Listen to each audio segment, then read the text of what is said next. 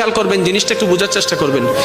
যে ভালোবাসার নির্দিষ্ট কারণ থাকে সে ভালোবাসা বেশি দিন টিকে না। মনে করেন আপনি কাউকে ভালোবেসেছেন তার হাসি দেখে, এই হাসি যতদিন সুন্দর লাগবে ভালোবাসা থাকবে, হাসি যখন সুন্দর লাগবে না ভালোবাসা অটোমেটিক শেষ হয়ে যাবে। তো সত্যিকার ভালোবাসা কি জানেন?